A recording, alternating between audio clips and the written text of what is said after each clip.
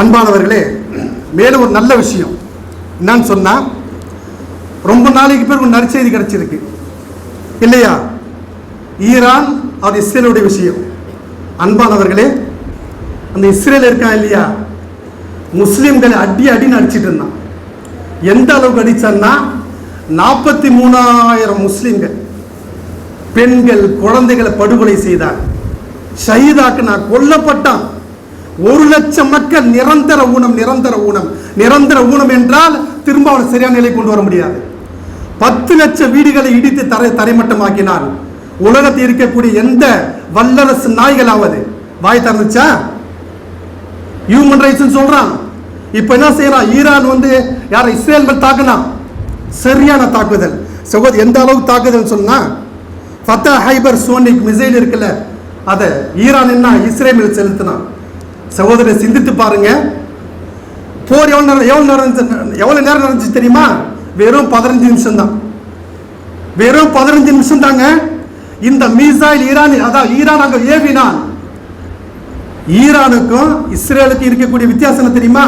எவ்வளவு தூரத்தில் இருக்கிறாருன்னா 2000 kilometre. 2000 kilometre. அந்த மிசைலை தடுக்கக்கூடிய முனாஃபிக் அரபு நாட்டுக்காரன் செய்தான். ஜோர்டான் இருக்காளே இன்னைக்கு மன்ன, அந்த நாயம் செய்தான். அதையும் மீறி இஸ்ரேல், அதாவது ஈரான் இஸ்ரேல் மீது தாக்கியது. சரியான தாக்குதல் சகோதரர்களே. அவனுடைய ராணுவ முகாம்கள், அவன் எதையெல்லாம் மைனா வச்சிருந்தானோ எல்லா இடத்திலையும் தாக்கினான். எந்த அளவுக்குன்னா, ஈரான் சொன்னான், நான் பயங்கரமான பாதுகாப்பு வச்சிருக்கேன், இரும்பு கவசங்கள் இருக்கிறது, அந்த ரேடார் இருக்கு, அது இருக்குன்னு சொல்லிட்டு சகோதரர்களே, ஈரான் தாக்கினான். அந்த ராடாருக்கு மெசேஜ் போறதுக்குள்ள முடிஞ்சு போச்சு. எவ்வளவு பெரிய விஷயம். உலக நாடுகள் பயந்து போய்விட்டார்கள். யார் பயந்தா? அமெரிக்கா பயந்து விட்டான், பிரிட்டன் பயந்து விட்டான், கனடா பயந்து விட்டான்.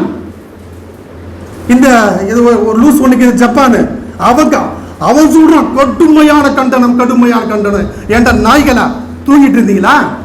43,000 பேர் கொலை செய்த எங்கடா போயிருந்தீங்க?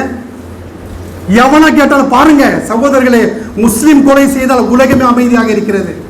இஸ்ரேல ராணுவத்தை தான் 400 பேர் சாவடிச்சிருக்கான். பாருங்க, இஸ்ரேல் அதாவது ஈரான் இருக்கான எவ்வளவு பெரிய விஷயம் பாருங்க. இந்த சமயத்தில் நடச்சிருந்தா அந்த ஏவுகணை மக்கள் மீது திருப்பி இருந்தார், 1,00,000 பேர் செத்திருப்பான். அப்படி செய்யல. எல்லா ராணுவ தளவாடங்கள் ராணுவத்தை மட்டும்தான் அடிச்சாங்க. இந்த நேரத்தில் கூட சரியத்தை பார்த்திருக்காங்க பாருங்க. ஆனா அந்த நாய்கள் பார்ப்பது கிடையாது. எனவே அன்பானவர்களை, மிகப்பெரிய ஒரு நல்ல செய்தி. நீண்ட நாளைக்கு பிறகு எல்லோரும் சோர்ந்து போயிட்டோம். இதனால முஸ்லிம் தலைவனா பார்த்து தூக்கிட்டு இருக்கான்னு சொல்லிட்டு. ஆனா இந்த மிசைல்ஸை பார்த்து, இந்த வெப்பன்ஸை பார்த்து உலக நாளைய பயந்து நடுங்கி கொண்டிருக்கிறான். அந்த ஒரு பலத்தை அல்லாஹ் சுப்ஹானஹு வ தஆலா நமக்கு தந்திருக்கிறான். அதற்காக சகோதரர்களே, ஈரானுக்காக துஆ செய்யுங்கள். அவருடைய களத்தை வலுவாக துஆ செய்யுங்கள். அல்லாஹ்விடத்தில் பிரார்த்தனை செய்யுங்கள். ஏன் என்று சொன்னால் 54 முஸ்லிம் நாடுகள் சுன்னத் வல் ஜமாத் எல்லாம் தூக்கிட்டு இருக்க, ஒருத்தவங்க உதவி செய்யல. ஈரான் தான் ஷியா. அல்லாஹ் அவனுக்கு தௌஃபீக் தரணும். அவன் தான் உதவி செய்தான், அவன் தான் அடிக்கிறான், அவன் தான் ஹெல்ப் பண்றான். சகோதரர், ஒரு நல்ல நீண்ட நாளைக்கு பிறகு நல்ல செய்தி கிடைத்திருக்கின்றது. அதற்காக இன்ஷா அல்லாஹ் முஸ்லிம்களுக்காக வேண்டி துஆ செய்யுங்கள். உலக நாடுகள் அந்த வெறியர்கள் வெறி பிடித்து தான் அலைவார்கள். ஆனால் முஸ்லிம்கள் முறையாக இருப்பதற்கு அல்லாஹ்விடம் துஆ கேளுங்கள். இன்ஷா அல்லாஹ் இந்த செய்தி இருக்கின்றது. நீண்ட நாளைக்கு பிறகு ஒரு செய்தி கிடைத்திருக்கு.